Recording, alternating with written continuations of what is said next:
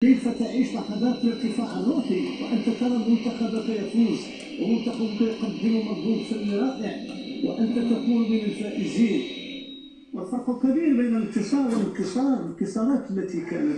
اليوم نعيش لحظات اخرى وصلت الى كره القدم. سئمنا من الانتصارات لان حان وقت ديال الانتصار وجني ثمره ديال المجهودات اللي كتبذلها الدوله، فهمتي، في هذا الاطار هذا، لان حان الوقت، لان ما يمكنش اننا نبقاو مستمرين على اننا نكونوا غير محطه ديال اللقاءات او محطه ديال بناء بعض الملاعب ولا الى اخره. فضروري خاصك تكون فاعل وتكون عندك كلمه مسموعه، وهذا ما تم بالفعل. اولا المجالات على مستوى الحياه اليوميه المواطن وديك ذاك اللونغاج، ديك اللغه ديال هزيمه مشرفه.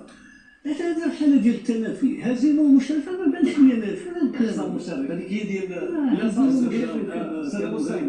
سدينا هذا الباب ديال اقصاء مشرف، مشاركه مشرفه. الان عقليه جديده وبين قوسين كانت الكلمه لما نذكر الدوله، كان المغرب لعب مع احدى الفرق وانتصر عليهم في الشوط الاول 13. ملي دخلوا الشوط الثاني ماركاو جوج، قالوا هزمونا في الشوط الاول وهزمناهم في الشوط الثاني.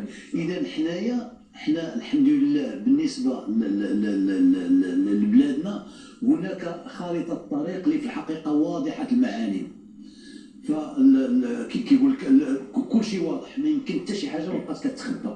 اذا حنا انسان خاصو يشمر على ساعد الجد، سواء المنتخب الوطني وحتى الاعلام الرياضي خاصو يكون اعلام مسؤول. وانا بهذه المناسبه كنوجه لكم في الحقيقه كل التحيه على المواكبه اللي كانت مواكبه مهنيه بامتياز من خلال الرياضيين، لان تبعنا العديد من اللقاءات، تبعنا العديد من الحوارات من داخل الدوحه. فهنيئا للاعلام الرياضي. انا ما نكرمش عليكم الوضع، هذا واقع. حينما تتجه على الاستاذ نجيب، هذا فخر لنا وتشفق راسنا. والرائع ان هذه الاعمال وهذه اللحظات اللي عشناها مع الرياضيه عشناها ايضا بتقنيات وبادوات مغربيه وبتفكير وبفكر مغربي وبمهندسين مغاربه وكاميرات مغربيه، ثم جيش عرب من الزملاء الصحفيين والصحفيات. هذا هام جدا. هذا يتناسب ايضا مع ما نعيشه الان مع المنتخب الوطني المغربي. ولهذا فخر وسعاده استاذ وسام. كانت ارقام قياسيه على مستوى نسب المشاهده سواء الفتره الصباحيه وكذلك المسائيه، وكذلك الارقام اللي سجلت لاول مره على الصعيد الوطني عبر مواقع التواصل الاجتماعي، يعني في مختلف المواقع الرسميه. كان هو الشركه الوطنيه اللي تفاز القناه الرياضيه، فنتحدثوا بلغه الارقام، وهذا يزيدنا فخرا، وكذلك بالنسبه للمسؤولين عن الشركه الوطنيه. هذا الشركه الوطنيه الاذاعيه لازم تقوم بالدور ديالها، لكن عندما يقولوا ان اعلام دولي اهتم بالمغرب، يا اخي علينا ان نعكس الصوره. المنتوج المغربي والمنتخب الوطني المغربي والنتائج ديالو هي التي فرضت. وهؤلاء هذه الوسائل ديال الاعلام العالميه هي ستستفيد، لان ستتسع الرقعه ديالها، ديال المشاهده، ديال المتابعه، ديال القراء، ديال هذا، لان هناك منتوج جديد، منتوج مذهل لواحد البقعه في شمال افريقيا اسمها المغرب، الان اصبحت تطل على العالم من خلال المنتخب الوطني المغربي. بعد ذلك نذكر بأن الشركة الوطنية للإذاعة والتلفزة اليوم جندت كل وسائلها البشرية اللوجستيكية التقنية وإلى ذلك من أجل أن نعيش وإياكم هذه الأجواء الاحتفالية بمختلف شوارع سواء المدينة سلا ولا كذلك العاصمة الرباط، ولا كذلك هنا مباشرة من مطار الرباط سلا. في هذه التغطية الاستثنائية للحظة وصول بعثة المنتخب الوطني المغربي قادمة من الديار القطرية بعد المشاركة المشرفة، بعد المشاركة التاريخية التي خطف من خلال الأسود الأضواء حينما استطاعوا أن يصلوا لدور ربع النهائي كأول وأفضل إنجاز إفريقي وعربي في تاريخ كرة القدم. إذا نعيش معكم هذه اللحظة التاريخية في انتظار أول النازلين. هكذا دائما الصورة أول من سينزل من هذه الطائرة، وكذلك نفتخر بخطوط الملكية المغربية كشركه مواطنه وفي المقدمات وكذلك الخدمات الكبيره كانت فاعله في حضور خصوصا على مستوى كذلك هذا الحدث وحدات سابقه دائما كانت هي المساند الاول والاخير للرياضه المغربيه عامه كره القدم على وجه الخصوص. هذا التوزيع ديال الادوار عندما يكون واحد الركن من الاركان لا يقوم بالدور ديالو فيكون هناك الخلل ويختل التوازن تماما. الان كل الادوار كانت الجمهور قام بدوره. هذه المؤسسات ثم الجامعه الملكيه المغربيه التي رات النور ايضا في هذا المطلع ديال 2013 وتابعنا الجمع العام اللي كان فيه ليله كامله وكانت الولاده قيصريه ليكون نتابعوا اول النازلين هو السيد فوزي القشع رئيس الجامعه الملكيه المغربيه لكره القدم الى جانبه الناخب الوطني وليد الركراكي. وليد كاول مدرب عربي وافريقي يصل لدور نصف نهائي كاس العالم وبذلك هنا نزور رفقه الطاقم رشيد بن محمود بقيه الطاقم الاداري والطبي للجامعه الملكيه المغربيه لكره القدم في انتظار كذلك نزول اللاعبين. اذا السيد فوزي القجع اذا في يصل رئيس الجامعه الملكيه المغربيه لكره القدم والناخب الوطني في هذه اللحظه الجميله لحظه النزول من الطائره الى جانب كذلك أبرون رئيس الوفد المغربي اللي كان في مونديال قطر 2022 عبد الملك أبرون. إذا نتابع هذه اللحظات الجميلة بالنسبة لبعثة المنتخب الوطني المغربي. كذلك أمين حارث في رسالة كانت جميلة جدا وبادرة تحسب لرئيس الجامعة الملكية المغربية لكرة القدم السيد فوزي القجع بتوجيه الدعوة لأمين حارث من أجل الالتحاق ببعثة النخبة الوطنية ومعايشة هذه الأجواء المونديالية. واليوم كذلك الدعوة حاضرة بالنسبة لأمين حارث من أجل أن يصل رفقة البعثة لأرض الوطن. نعم أمين حارث كان مع الوفد وكان في قطر وتابعنا منذ أن تعرض للإصابة الاهتمام التي يعني شمله من طرف الجامعة الملكية المغربية. اسمح لي بس لحظة مؤثرة هي ديال حضور الأمهات صحبة لاعبي المنتخب الوطني وهذا كيأكد على مدى الترابط.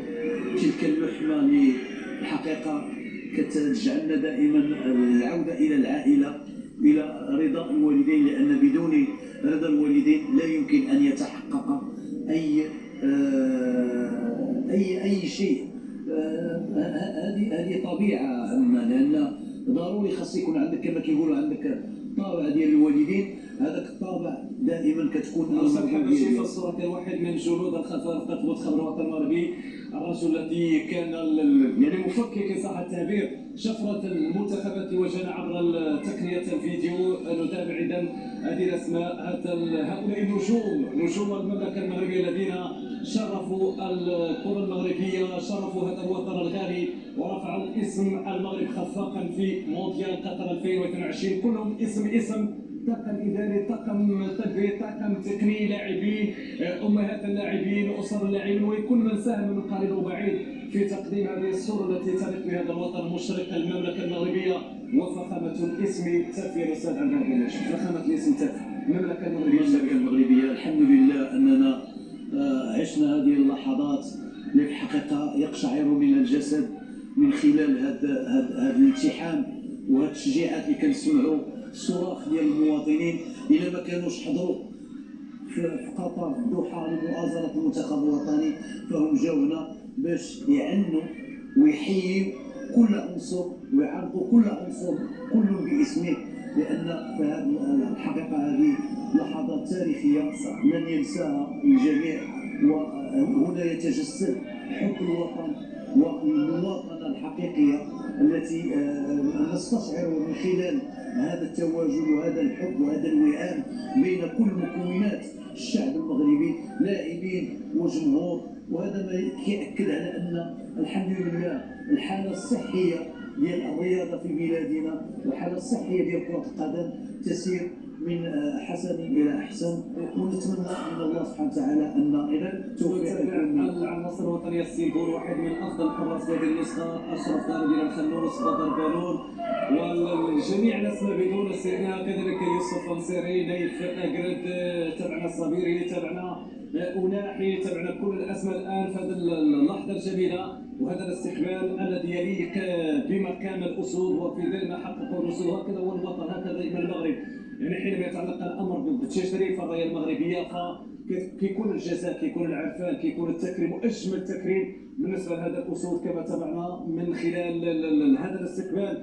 الذي سيكون استقبال شعبي وجماهيري، استقبال في مستوى المسار المتألق الذي حققه المنتخب الوطني المغربي خلال نهائيات كأس العالم قطر 2022 وجاء ذلك بتعليمات ملكية سامية من الرياض الأول جلالة الملك محمد السادس نصر الله وياه. هذا العناية المولية تبعنا لسنوات على مستوى قطاع الرياض. حينما يتعلق الأمر بالإنجاز هناك الاتصالات، هناك تكريم، هناك الاشياء اللي كيلمسها الجمهور المغربي كيفتخر بها انه ابناء هذا الوطن بقياده ملك عظيم اسمه جلاله الملك محمد السادس نصر الله وياه. هذه صفحة أخرى فيها الاعتراف، فيها التكريم، وفيها أيضا التحفيز. كيف نلاحظ الآن ونتابع بشكل آخر هاد الأولاد الذين كانوا بلباس التبادل التنافس. حافلة جميلة جدا التي ستنقلها نصر المنتخب الوطني وستجوب الشوارع الكبرى لمدينة سلا والعاصمة الرباط. سيكون على مثلها أعضاء المنتخب الوطني المغربي. السي عادل شوف لأن خاصها في المطار شحال بعيد، راه بعيد على تقريبا على سلا راه بشي 4 كيلومتر باش يكون هذا الحضور وهذا الحضور الجماهيري، فهو في الحقيقة كيجسد الحب والوفاء بين كل المكونات ديال المنتخب الوطني، لأن المنتخب الوطني هو وطن صغير، وطن صغير وكاين وطن كبير. إذا داك التمازج بيناتهم وداك الحب هو اللي كتجسدوا هذه المرحلة هذه وهذه المحطة التي تبقى تاريخية ومنقوشة في أذهان هؤلاء الشباب اللي غادي يعيشوا هذه اللحظة وهذا الشيء. بالنسبة لهذه الرحلة اللي غتكون عبر هذه الحافلة المكشوفة ديال المنتخب الوطني المغربي ستبدأ هنا من مطار الرباط سلا وستمر عبر شارع الحسن الثاني وساحة 16 نوفمبر، بعد ذلك لساحة شالة، ساحة الملك حسين، ثم شارع محمد الخامس، ثم عبر ساحة البريد وساحة محمد الخامس وساحة 11 يناير وشارع مولاي الحسن وباب السفراء وصولا إلى القصر الملكي العامر، حيث سيحظى أعضاء المنتخب الوطني باستقبال ملكي سامي احتفاء وتقديرا بهذا الإنجاز التاريخي العظيم. كما ذكر يوم أمس البلاغ وزارة القصور الملكية والتشريفات والأوسمة أنه بتعليمات ملكية سامية يخصص هذا الاستقبال الجماهيري الحافل والكبير جدا لأعضاء المنتخب الوطني المغربي يليق بمستوى المسار المتألق الذي حققه الأسود في دورة قطر 2022. هذه صور رائعة وهذا وفاء للجماهير المغربية وللشعب المغربي، وأيضا مبادرة ديال جلالة الملك محمد السادس الذي أبى بعد أن تابع كل المباريات وتابعنا أيضا كيف كان يبارك وكيف كان يهنئ، وهذه التهاني من جلالة الملك هي شحنات لهؤلاء الأولاد وأيضا لمختلف الأجيال. وخرج جلالته يحتفل مع أبناء الشعب الوفياء بالانتصار.